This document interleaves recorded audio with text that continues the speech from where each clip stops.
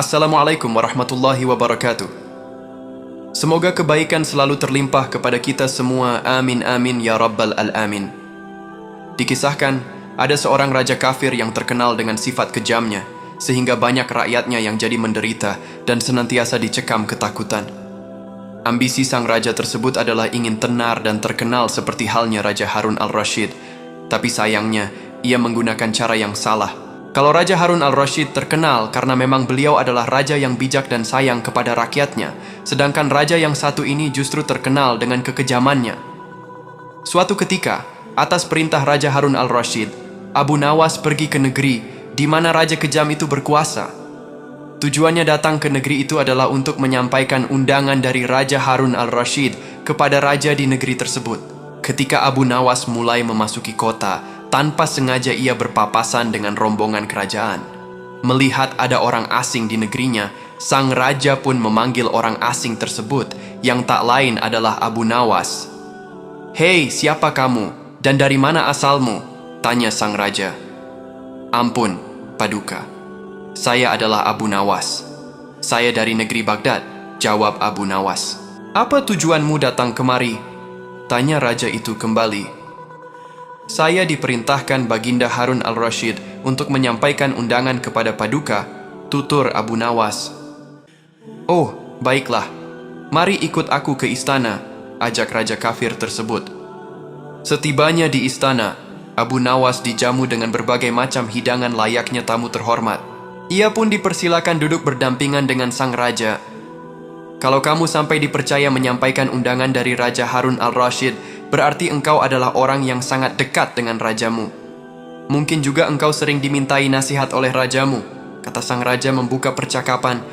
"Ya, bisa dikatakan seperti itu," jawab Abu Nawas. "Hei, Abu Nawas, saya dengar para penguasa Islam mempunyai gelar yang diawali dengan kalimat billah, seperti misalnya al-muwafiq billah, al-mutawakkil ala Allah, al-mu'tashim billah, dan lain-lain. Menurutmu, gelar apakah yang pantas disematkan untukku?" tanya raja tersebut. Mendapat pertanyaan seperti itu, Abu Nawas pun kaget. Tidak mungkin rasanya raja kafir seperti dia disandingkan dengan nama Allah, apalagi dia terkenal bengis dan kejam kepada rakyatnya. Abu Nawas pun berpikir sejenak.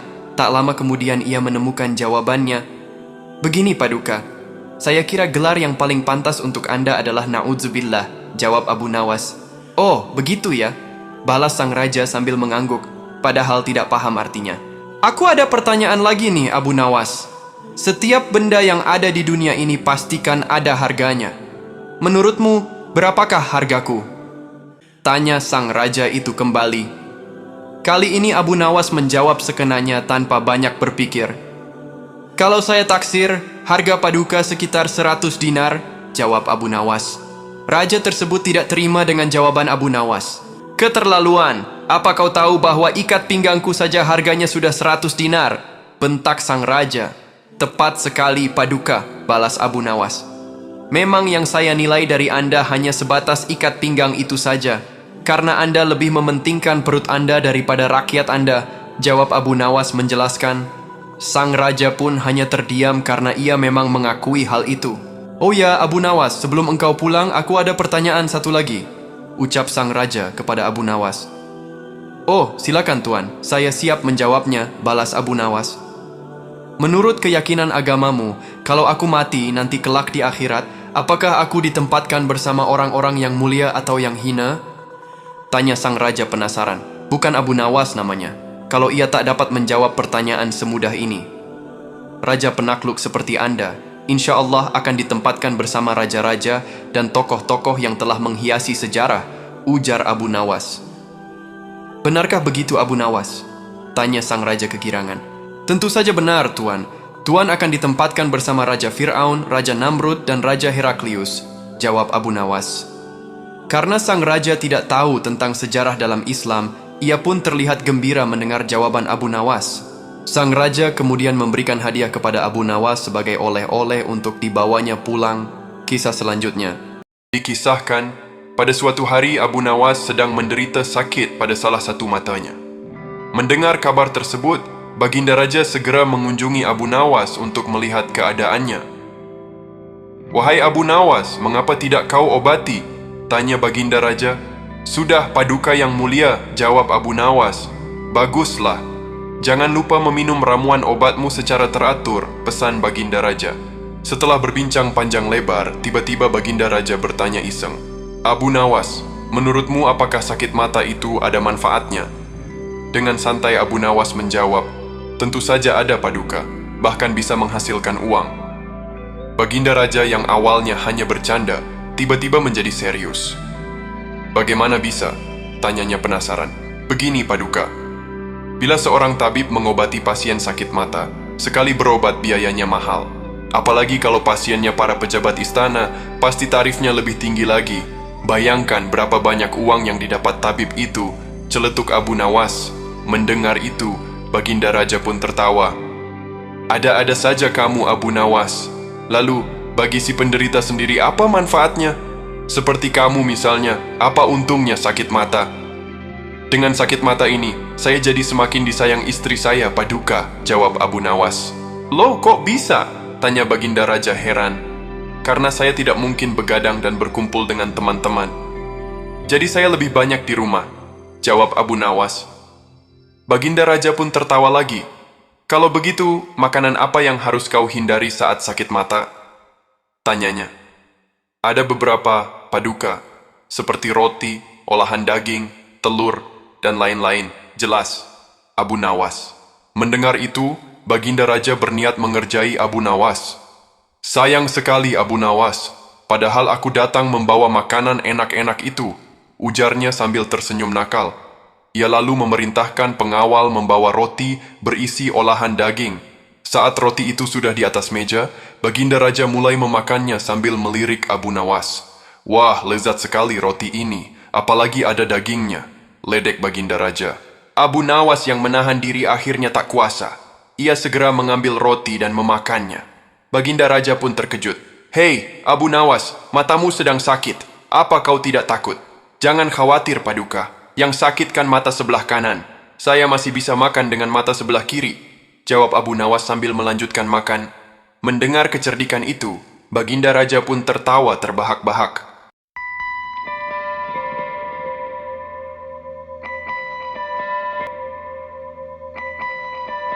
Dikisahkan, pada suatu hari di kota Baghdad, hiduplah seorang pemuda yang terang-terangan menolak kepercayaan terhadap alam akhirat.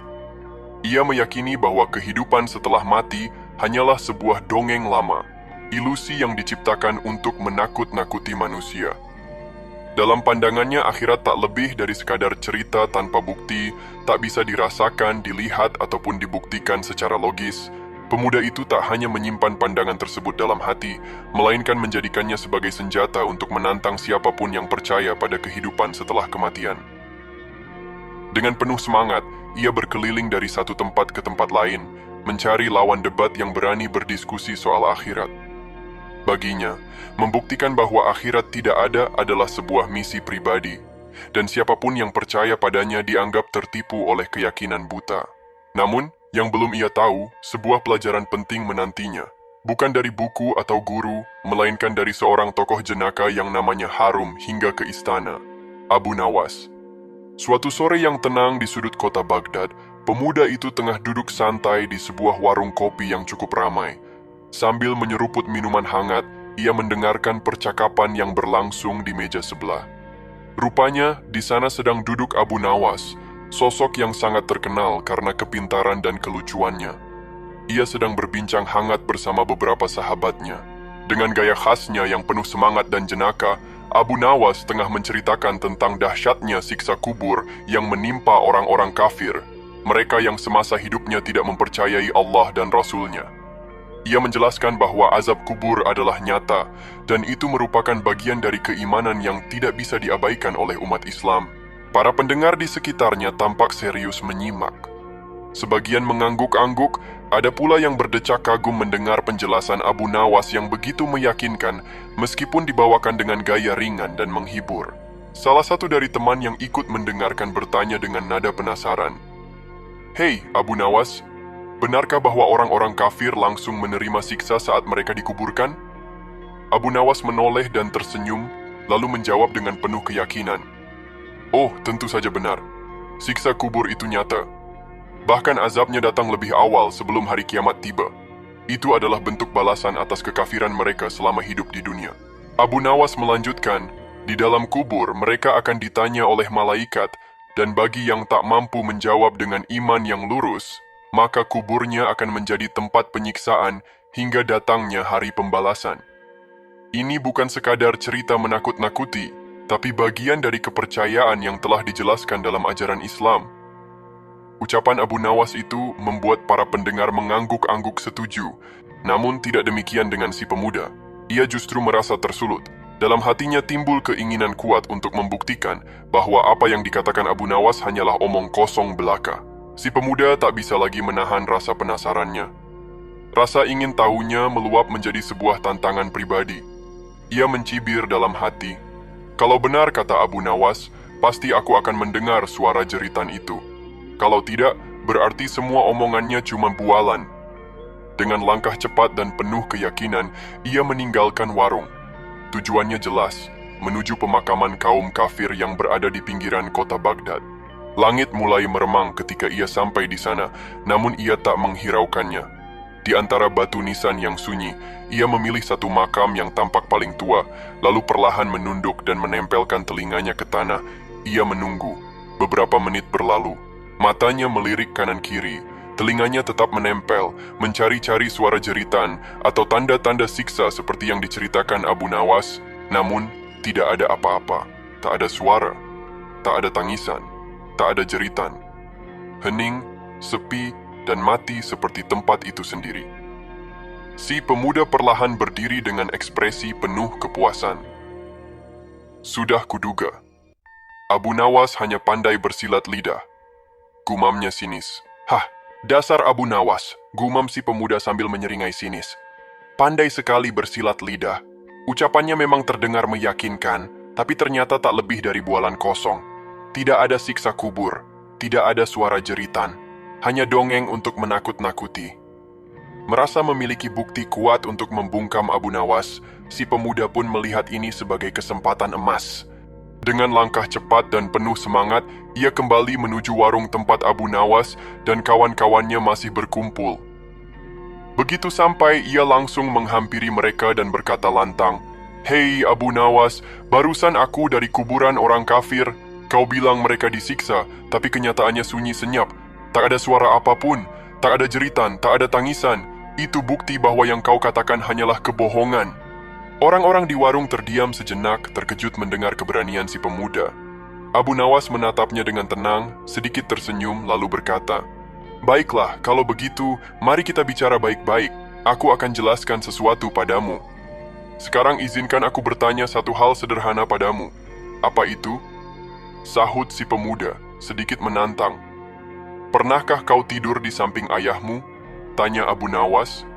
"Sering," jawab pemuda itu singkat. "Dan saat tidur, pernahkah kau bermimpi buruk, seperti dikejar ular atau terjatuh dari tebing?" "Iya, aku pernah. Bahkan rasanya sangat nyata dan menakutkan," jawab si pemuda, mulai penasaran. "Nah," lanjut Abu Nawas, "ketika kau bermimpi dan ketakutan luar biasa, apakah ayahmu yang tidur di sampingmu tahu bahwa kau sedang ketakutan? Apakah ia ikut merasakan mimpimu?" "Tentu tidak," jawab si pemuda. Kini mulai berpikir. Abu Nawas tersenyum dan menatapnya dalam-dalam. Begitulah alam kubur, seperti mimpi bagi orang hidup.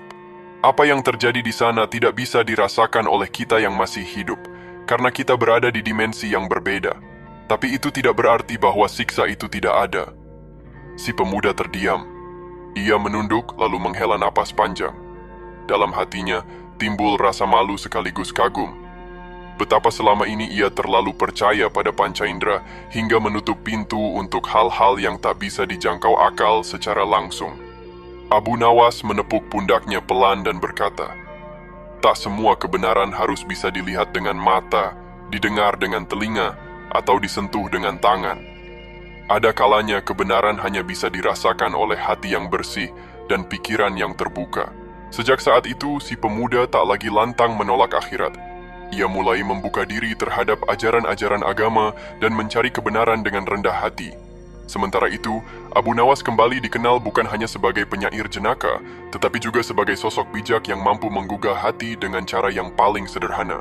Dari kisah ini, kita belajar bahwa tidak semua kebenaran harus dibuktikan dengan mata. Banyak hal yang hanya bisa dimengerti oleh hati yang yakin dan akal yang jernih. Alam akhirat adalah persoalan iman. Dan iman hanya bisa tumbuh dalam hati yang mau mencari kebenaran dengan kerendahan hati. Semoga kita termasuk orang-orang yang meyakini kehidupan setelah kematian dan senantiasa mempersiapkan diri untuk menghadapinya. Dan begitulah akhir dari kisah Abu Nawas dan pemuda yang tak percaya akhirat. Assalamualaikum warahmatullahi wabarakatuh. Selamat datang di channel Al-Ahya. Gak kepikiran. Inilah penjelasan Abu Nawas tentang polemik duluan ayam atau telur. Kini tiba giliran peserta yang terakhir. Siapa lagi kalau bukan Abu Nawas? Manakah yang lebih dulu, telur atau ayam? Tanya Baginda Raja. Kisah Abu Nawas kali ini adalah tentang sayembara raja untuk menjawab pertanyaan mengenai mana yang lebih dahulu, antara telur dan ayam. Berikut kisahnya. Suatu hari, karena melihat ayam betinanya yang sedang bertelur, Baginda Raja tersenyum kegirangan. Ia pun memanggil pengawal agar mengumumkan kepada rakyat bahwa kerajaan akan mengadakan sayembara untuk umum. Sayembara itu berupa pertanyaan yang sederhana, tetapi memerlukan jawaban yang tepat dan masuk akal. Barang siapa bisa menjawab pertanyaan tersebut, akan mendapat imbalan yang sangat menggiurkan, yaitu 1 pundi emas. Namun, bila tidak bisa menjawab, maka akan dihukum. Banyak rakyat yang ingin mengikuti sayembara itu, terutama orang-orang miskin. Beberapa dari mereka bahkan meneteskan air liur karena tergiur dengan imbalannya yang besar.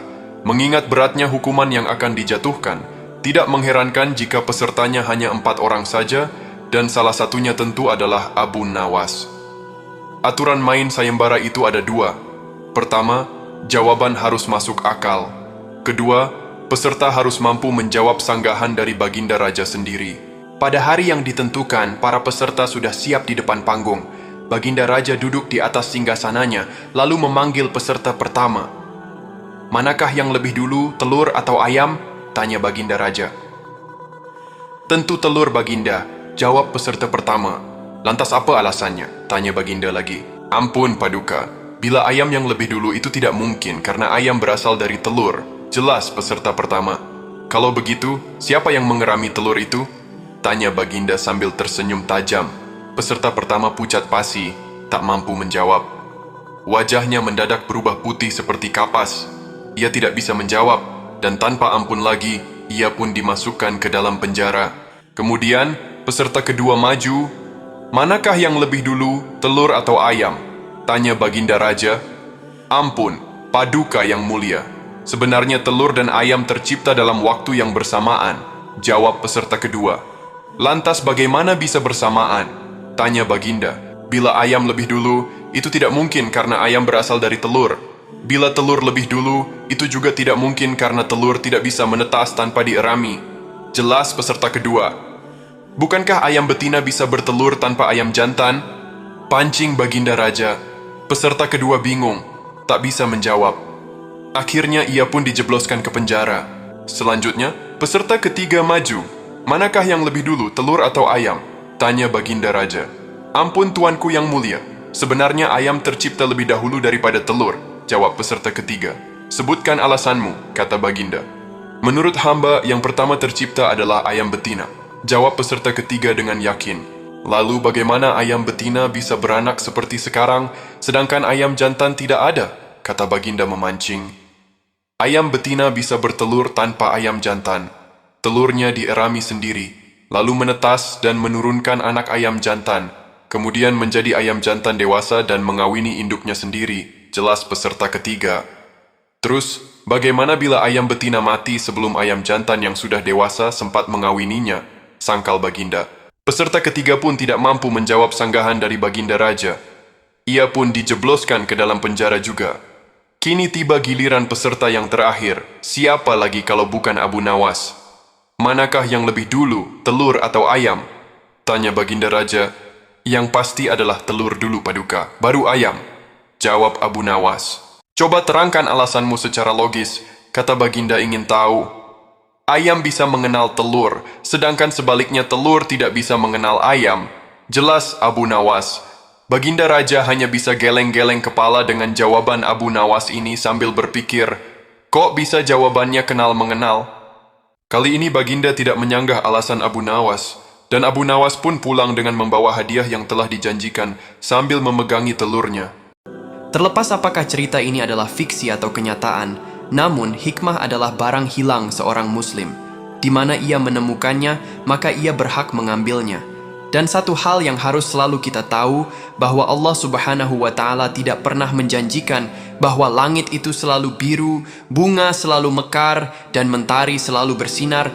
Tapi ketahuilah bahwa Dia selalu memberi pelangi di setiap badai, senyum di setiap air mata, berkah di setiap cobaan, dan jawaban di setiap doa.